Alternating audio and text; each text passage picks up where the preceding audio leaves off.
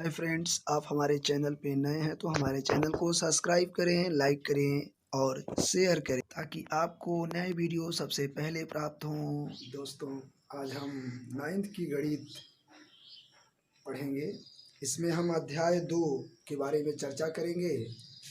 जैसा कि हमने पिछले वीडियो में हम देखे थे कि हम संख्या पद्धति के बारे में अध्ययन किए, जहाँ हम दो परिमेय संख्याओं के बीच चार परिमेय संख्या ज्ञात करना, दो परिमेय संख्या के बारे में जाने। अब हम बहुपद के बारे में जानेंगे। अध्याय 2 बहुपद है आपका, तो आप देखिए अध्याय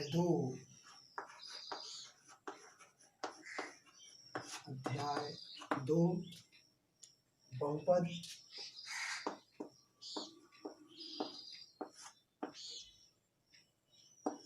पॉलिनोमियल कहते हैं उसको इंग्लिश में,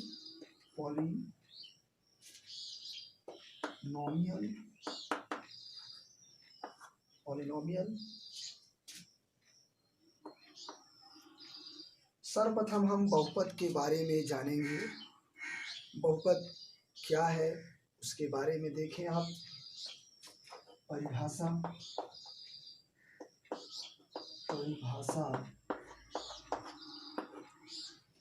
ऐसा बीजीय व्यंजक है ना, ऐसा बीजीय व्यंजक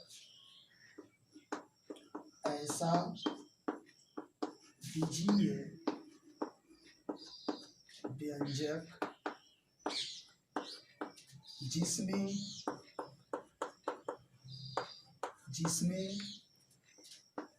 चर की घात एक पूर्ण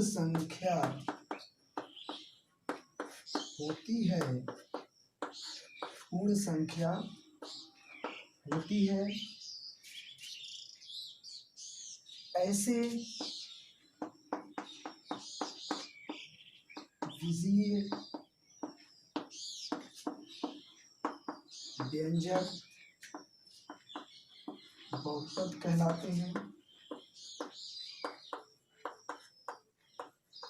इसे हम दोबारा समझने का प्रयास करेंगे। बहुपद क्या है? ऐसा बीजीय व्यंजक जिसमें चर की घात एक पूर्ण संख्या होती है, उसे हम बहुपद कहते हैं। इसमें एक शब्द यूज हो रहा है कि पूर्ण संख्या। हम पिछली वीडियो में, या ये कह सकते हैं कि पिछले अध्याय में, संख्या पद्धति में पूर्ण संख्या के बारे में पढ़े थे। और यदि आप ध्यान से उतर गया है तो आप उस वीडियो में जाके आप देखें, दोबारा अभ्यास करें। तो हम अब इसे उदाहरण के माध्यम से समझेंगे। आप समझने का प्रयास कीजिए। जैसे 2x² + 1। अब यहाँ पर आप देखें कि चर क्या है, चर की घात क्या है? 2। अब इसमें सबसे इम्पॉर्टेंट बात है कि आपको चर और अचर बनना चाहिए। तो चर क्या है? जिसका मान परिवर्तित होता है उसे हम चर कहते हैं, और जिसका मान अपरिवर्तित होता है, या दूसरी भाषा में कहें कि निश्चित होता है, उसे हम अचर कहते हैं।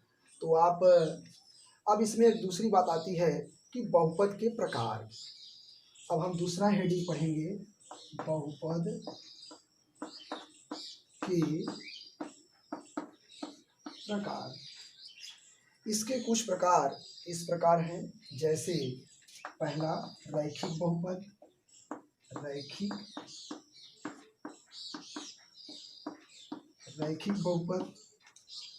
रैखिक बहुपद के बारे में आप देखें।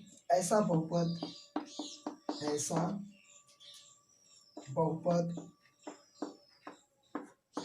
जिसमें चर की अधिकतम घात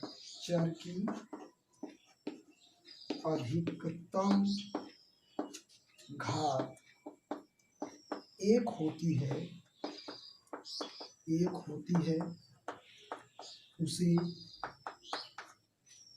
रैखिक बहुपद कहते हैं। रैखिक बहुपद कहते हैं। आप इसे एग्जाम्पल के माध्यम से भी समझें। जैसे उदाहरण के लिए ax + b लिखा है। दूसरा उदाहरण देखें आप, 2x धन 1 या 2x धन 3y, ये दो चरों वाला रैखिक बहुपद है। तो इस प्रकार हम ये कह सकते हैं कि यहाँ पर जो चर राशियाँ हैं उसकी जो घात है वो 1 है, और एक क्या है, एक पूर्ण संख्या है। तो हम ये कह सकते हैं कि ये बहुपद भी है, बहुपद के साथ ही रैखिक बहुपद है। क्यों? क्योंकि यहाँ पे चर की अधिकतम घात 1 है। तो हम ये उम्मीद करते हैं कि आप काफ़ी अच्छे से इसे समझे होंगे। अब हम अगले प्रकार की ओर पढ़ेंगे। अगला प्रकार है इसका, आप देखें,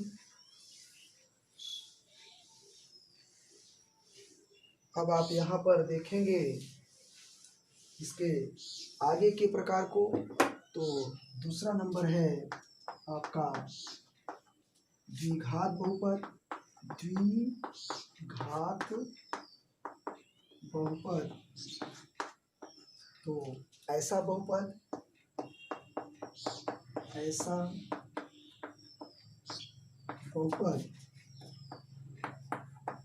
जिसमें चर की अधिकतम घात 2 होती है, उसे द्विघात बहुपद कहते हैं। द्विघात बहुपद कहते हैं। अब हम इसको उदाहरण के माध्यम से समझेंगे। जैसे 2x स्क्वायर प्लस 1, दूसरा उदाहरण देखिए ax square plus bx plus c। इसी प्रकार आप त्रिघात बहुपद आगे चलेंगे। मुख्य रूप से हम 2 प्रकार के बहुपदों को देखें जिसका हमें सबसे ज़्यादा उपयोग भी करना है, और इसी प्रकार आप आगे त्रिघात बहुपद, चतुर्थघात बहुपद के बारे में जान सकते हैं। अब आइए हम चलते हैं प्रश्नावली 1 में। ये रहा आपके बहुपद के बारे में। तो आपकी बुक की सहायता से हम आगे चलते हैं। प्रश्नावली 2.1 में आपको बहुपद का ही पहचान करना है। तो हम ये समझते हैं कि आप प्रश्नावली 1 आराम से लगा सकते हैं। इस परिभाषा का अध्ययन करिए। अभी आपको हमने बताया कि कैसे बहुपद को पहचानेंगे, बहुपद है कि नहीं है। सिंपल कंसेप्ट है कि यदि आप उसमें देखें कि उस बीजी व्यंजक में चर की घात एक पूर्ण संख्या है तो आप बहुपद बोल सकते हैं। आइए हम 1-2 उदाहरण के माध्यम से प्रश्नावली 1.1 लगाने का प्रयास करेंगे। तो आप देखें कि यहाँ पर एक्सरसाइज 1.1 आपको प्रश्न कह रहा है कि आप यहाँ पर, मैं एक एग्जाम्पल के माध्यम से आपको बताना चाहता हूँ कि कैसे, किसे हम बहुपद कहेंगे और किसे बहुपद नहीं कहेंगे। आप देखें 2x स्क्वायर प्लस 2 बहुपद है। यह बहुपद है। क्यों?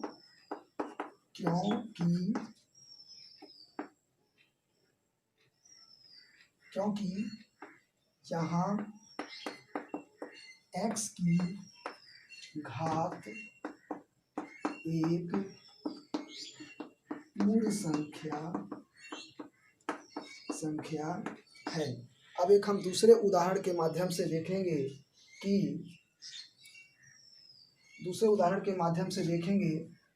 कि बहुपद कब नहीं होगा। जैसे यदि 2x यहीं पर इसकी घात -2 हो जाए, प्लस 2x और -1, यह बहुपद नहीं है, क्योंकि आप यहाँ देखें x की अधिकतम घात -2 है, जो एक पूर्णांक संख्या है।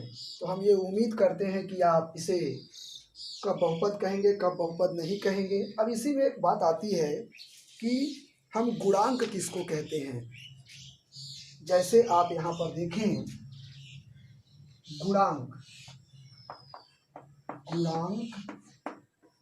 ज्ञात करना, गुणांक ज्ञात करना आप देखेंगे तो आप गुणांक ज्ञात करना में देखें कि यहाँ पर आपका क्या है। जैसे उदाहरण के लिए पहला क्वेश्चन आपसे किया जाए, एक्स स्क्वायर का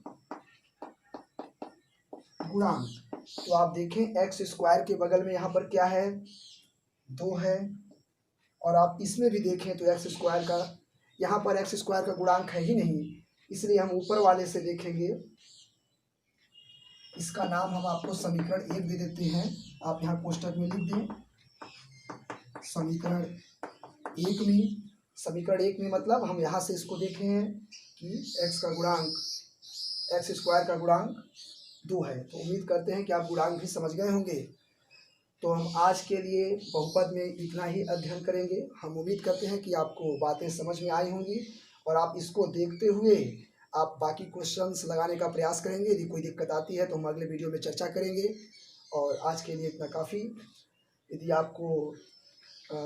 अच्छा लगा हो, आपको समझ में आया हो, तो हमारे वीडियो को आप लाइक करें, सब्सक्राइब करें और शेयर करें, ताकि आपको अगला वीडियो आसानी से प्राप्त हो और आप उसे अच्छे से अध्ययन करें। आज के लिए इतना काफ़ी है।